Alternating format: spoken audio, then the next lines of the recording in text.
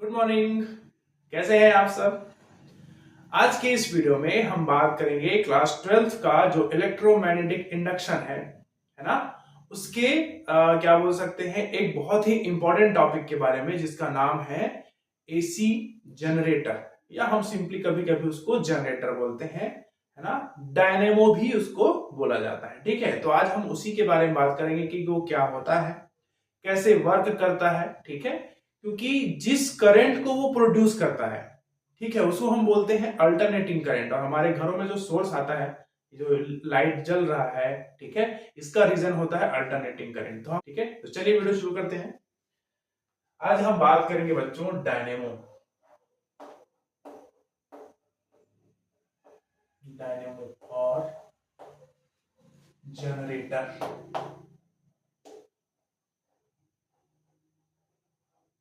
Dynamo और generator, देखिए, इसके पहले हमने ये पढ़ा हुआ है कि अगर किसी मैग्नेटिक फील्ड में रखा हुआ कोई कॉइल या कोई कंडक्टर से लिंक्ड जो मैग्नेटिक फ्लक्स है, अगर वो चेंज होता है ना, तो वहां पर क्या होता है, इंड्यूस्ड करंट प्रोड्यूस होता है। ठीक है, उस फिनोमेना को हम बोलते थे electromagnetic induction.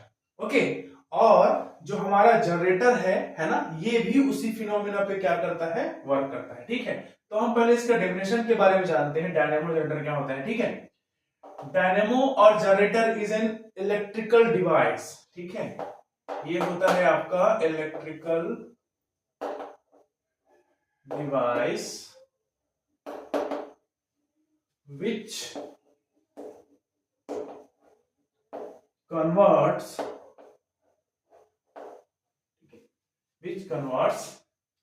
mechanical energy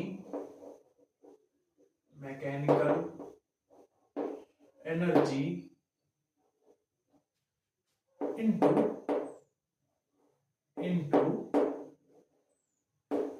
mechanical to electrical energy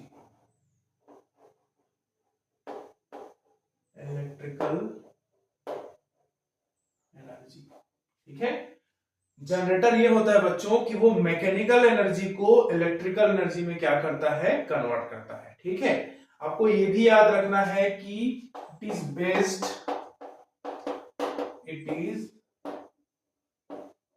based on the principal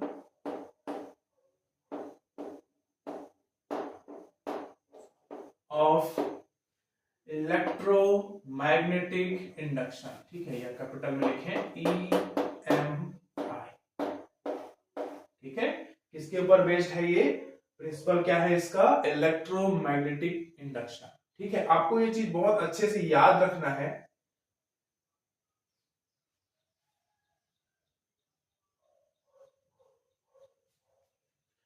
ठीक है, it is based on the principle of electromagnetic induction. ठीक है, ये जो है वो इलेक्ट्रोमैग्नेटिक इंडक्शन के प्रिंसिपल पर काम करता है। ठीक है, जनरेटर डायनेमो है ना। इलेक्ट्रोमैग्नेटिक इंडक्शन को हिंदी में क्या बोलेंगे, विद्युत चुंबकीय प्रेरण, है ना, विद्युत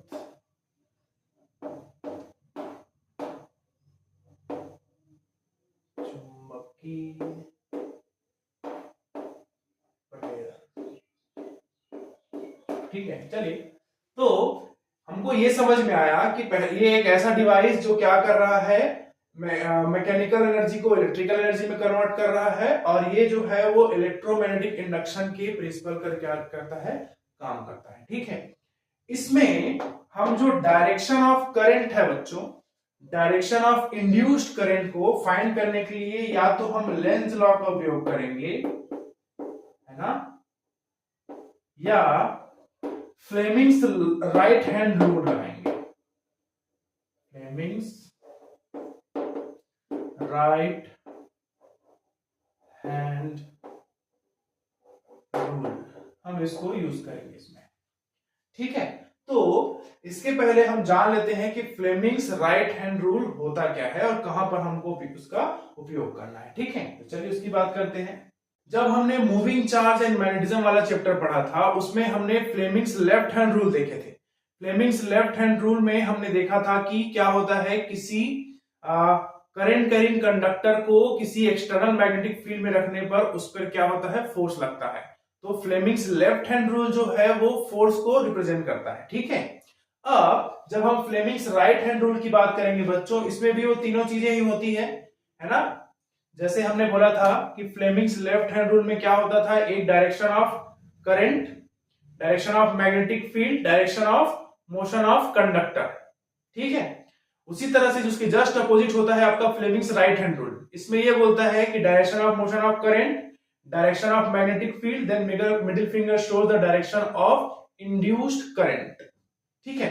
देखिए इसमें आपको याद रखना है फ्लेमिंग्स राइट हैंड रूल,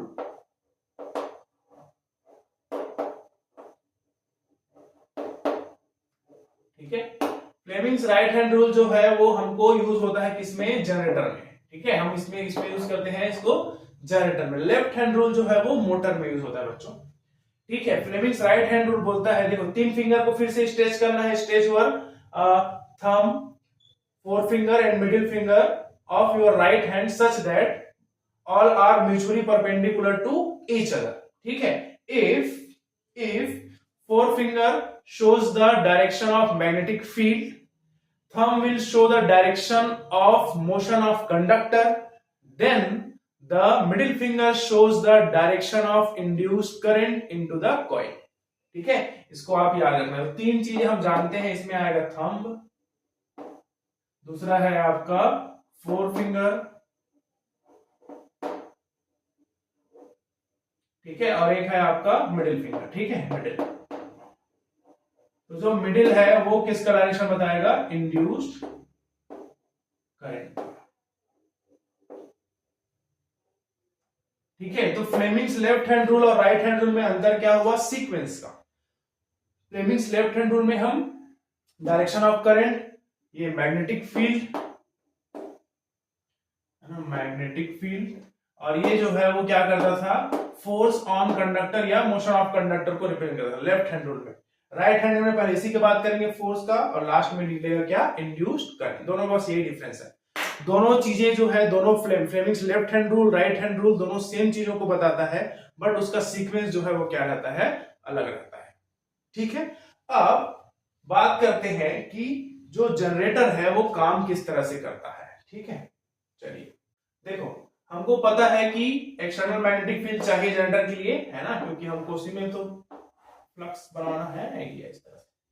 अब इसके बीच में यहां से यहां मान लेते हैं नॉर्थ पोल है और ये साउथ पोल है, तो आपका मैग्नेटिक फील्ड लाइन सीधा सीधा जा रहा है, सपोज लाइक दिस, ठीक है। इसके बीच में हमने कॉइल रख दिए, यस, ठीक है, जिसका जो क्या बोलते हैं एरिया वेक्टर है वो इसके साथ कितना डिग्री बना रहा है, थीटा डिग्री, ठीक है, बन रहा है कितना, थीटा डिग्री। कौन है ये, एरिया वेक्टर, या फिर यूनिट वेक्टर बोलते हैं इसको, ऐसा, ठीक है। और ये आपका डायरेक्शन ऑफ मैग्नेटिक फील्ड हो गया, तो ये पी हो गया, ठीक। अब जब भी जैसे जैसे इसको घुमाएंगे, ठीक है, ये थीटा का वैल्यू जो है वो क्या होते जाएगा, चेंज हो जाएगा, ठीक है ना। अगर ये घूम नहीं रहा है तो थीटा कांस्टेंट रहेगा, तो उसके कारण से जो magnetic flux link with the coil है वो भी क्या रहेगा, कांस्टेंट रहेगा। लेकिन जैसे ही हम किसी एक्सटर्नल मीन से बाहर मतलब ये बोल सकते हैं बाहरी फोर्स से हम क्या करते हैं, उसको घुमाने लगते हैं, किसको, इस कॉइल को, ठीक है। जैसे जैसे हम इस कॉइल को घुमाएंगे बच्चों, ये थीटा का वैल्यू जो है वो क्या करेगा, वेरी करेगा, ठीक है। तो अगर हम इसका magnetic flux link with the coil निकालें, magnetic flux link with the coil निकालें, तो ये हो जाएगा बी ए कॉस थीटा, ठीक है, बी ए कॉस थीटा, और एन ले लेते हैं, N b a cos theta. N जो है वो number of turns in coil है, ठीक है, कितने नंबर ऑफ टर्न्स उसमें है उसकी बात कर लेते, तो ये हमको निकलेगा क्या, हमारा मैग्नेटिक फ्लक्स, ठीक है। अब हमको पता है जैसे जैसे हम कॉइल को घुमाएंगे थीटा जो है वो चेंज होगा, थीटा चेंज हो रहा है, इसका मतलब है कि the magnetic flux link with the coil also gets changes, वो भी क्या होगा, बदलेगा, परिवर्तित होगा, ठीक है। तब इसमें आता है क्या, इंड्यूस्ड ईएमएफ, और बाय फैराडेज लॉ से हम जानते हैं E इज इक्वल टू कितना होता है, minus d phi b by d t, yes है ना, डी फाई बी है ना अपॉन डी टी। अब ये चीज हमने देखा तो इसको वैल्यू को वहां पुट कर दो, तो E is equal to minus d by d t, ठीक है, ये हो जाएगा n b a cos theta, ठीक है। तो अब यहां पर अगर हम इसको डिफरेंशिएट कर देते हैं, है ना, या डिफरेंशिएट करने से पहले ये कर लेते हैं कि हमारे, मान लेते हैं हम इस कॉइल को एंगुलर वेलोसिटी ओमेगा से घुमा रहे हैं, तो इसमें जो है वो थीटा अपॉन टाइम के रिस्पेक्ट में वो चेंज होगा, है ना। ये क्या होता है, angular velocity is equal to angular displacement upon time, ठीक है। तो जैसे जैसे हम जिस वेलोसिटी को घुमाएंगे थीटा जो है वो चेंज होगा विद रिस्पेक्ट टू टाइम, ठीक है। तो यहां से अगर हम थीटा निकाले बच्चों तो ये निकल जाता है ओमेगा टी, ठीक है। तो यहां पर इसको अगर हम थोड़ा सा मॉडिफाई करें तो ये हो जाएगा minus d by d t, ये हो जाएगा n b a cos omega t, ठीक है। N constant, b constant, a constant, क्योंकि ना मैग्नेटिक फील्ड चेंज हो रहा है ना एरिया ऑफ क्रॉस सेक्शन और नंबर ऑफ टर्न्स तो जैसे वैसे ही, तो यहां से आपको मिल जाएगा E is equal to minus n b a d by d t cos omega t, ठीक है। तो इसका डिफरेंशिएशन कितना आएगा, ये हम पहले कर चुके हैं, तो ये आएगा माइनस एन बी ए, ठीक है, ओमेगा साइन ओमेगा टी, ठीक है। अब कॉस ओमेगा टी का जो है वो साइन में डिफरेंशिएशन होता है तो माइनस के साथ आता है, तो उसके कारण से ये माइनस जो है वो क्या हो जाएगा, प्लस हो जाएगा, ठीक है। तो ये जो हमको E मिला है, ठीक है। अब यहां पर जो ये वाला पोर्शन है एन बी ए ओमेगा, इसको अगर हम E नॉट के फॉर्म में ले लें तो ये हमको मिलता है क्या, साइन ओमेगा टी, ठीक है। तो जो इंड्यूस्ड ईएमएफ है उसका इक्वेशन आया E equal to e naught sine omega t. E naught जो है वो क्या है, मैक्सिमम इंड्यूस्ड ईएमएफ है, ठीक है, मतलब इंड्यूस्ड ईएमएफ का मैक्सिमम वैल्यू, ठीक है, साइन ओमेगा टी के साथ। अब यहां पर ये समझना है बच्चों, साइन ओमेगा टी आया है, इसका मतलब ये है कि जो भी इंड्यूस करंट होगा वो भी बिल्कुल साइन के ग्राफ की तरह क्या करेगा, वेरी करेगा, ठीक है, साइन के ग्राफ की तरह क्या करेगा, वेरी करेगा, ठीक है। अब अगर इसके ग्राफ की तरह वेरी कर रहा है, जाहिर सी बात है उस एंगल पे उतना उसको रिस्पांस देना पड़ेगा, ठीक है। तो एक बार उसको करके देख लेते हैं, ठीक है, नोट कीजिए इसको। चलिए, दो फॉर्मूले हमको यहां पे जरूरत पड़ेगा, एक इसका और एक इसका। इसको थोड़ा कैपिटल में लिख लेते हैं, E is equal to e naught sine omega, ठीक है। देखिए, मान लेते हैं, केस लगाते हैं, पहला लेते हैं when theta is equal to 0 degree, ठीक है। तो अगर हम थीटा के वैल्यू को 0 रखें, इसका मतलब ये हो गया, थीटा का वैल्यू 0 मतलब आपका कॉइल जो है वो मैग्नेटिक फील्ड लाइन की रिस्पेक्ट में कैसे है, एकदम परपेंडिकुलर, ठीक है। अब अगर ये परपेंडिकुलर में है बच्चों इस तरह से, ठीक है, तो जो मैग्नेटिक फ्लक्स है cos 0 का वैल्यू हो जाएगा 1, है ना। तो यहां पर आपको मैग्नेटिक फ्लक्स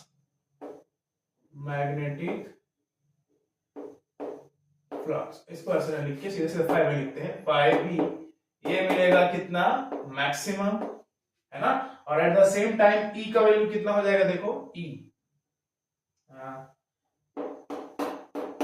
यहां पर देखो साइन ओमेगा टी, तो साइन थीटा, थीटा वैल्यू 0 हो गया, तो ये पूरा पोर्शन 0 हो जाएगा, तो ये कितना मिलेगा, इतना, ठीक है। मतलब ये है कि जब कॉइल जो है with respect to magnetic field कैसा रखा हो, परपेंडिकुलर रखा हो, ठीक है ना। तो उसका जो एरिया वेक्टर है वो कितना डिग्री बनाएगा, 0 डिग्री, और उसके कारण से जो मैग्नेटिक फ्लक्स होगा वो होगा क्या, मैक्सिमम, बट जो इंड्यूस्ड ईएमएफ है वो क्या हो जाएगा, 0, ठीक है। अब दूसरा केस लगा के देखते हैं, when theta is equal to कितना डिग्री, 90 डिग्री, ठीक है।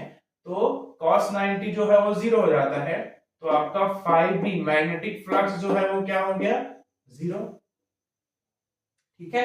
और E हमको मिलेगा किसके बराबर, E नॉट के बराबर, क्योंकि साइन 90 का वैल्यू होता है 1, तो ये हो जाएगा बच्चों मैक्सिमम।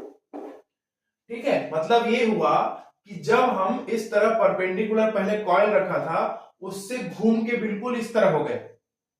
ठीक है, इस तरह से कॉइल पहले ऐसे रखा था, अब इसको घुमा के उसके पैरेलल कर दिए, तब हमको जो मैग्नेटिक फ्लक्स मिलेगा उसका वैल्यू हो जाएगा 0, और ये हो जाएगा क्या, मैक्सिमम। ये कैसे हुआ, देखिए पहले पोजीशन पे वो क्या था, मैक्सिमम था, मैक्सिमम से कन्वर्ट होके वो धीरे धीरे किसमें चेंज हुआ, मिनिमम में, तब आपका जो इंड्यूस्ड ईएमएफ था वो 0 से क्या हो गया, मैक्सिमम। ठीक है, अब आगे देखते हैं।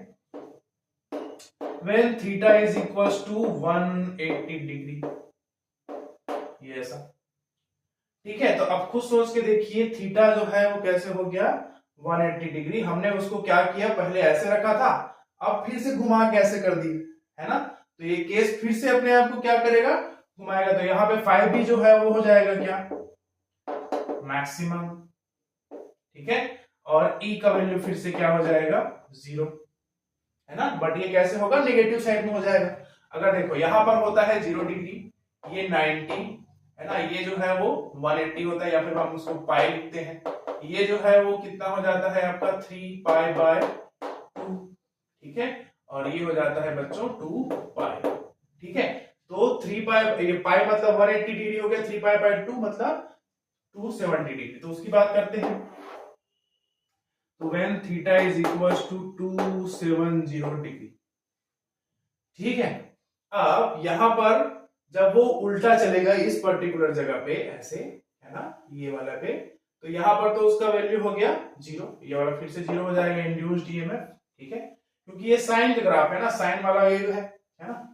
अब यहां पर हम जब जाएंगे तो 270 पे भी जाएंगे, तो 270 में भी इसका वैल्यू कितना होना चाहिए, मैक्सिमम। तो 5 भी जो है वो फिर से क्या हो जाएगा 0, और आपका E जो है वो किसके बराबर मिलेगा, E नॉट के बराबर, that is simply a maximum.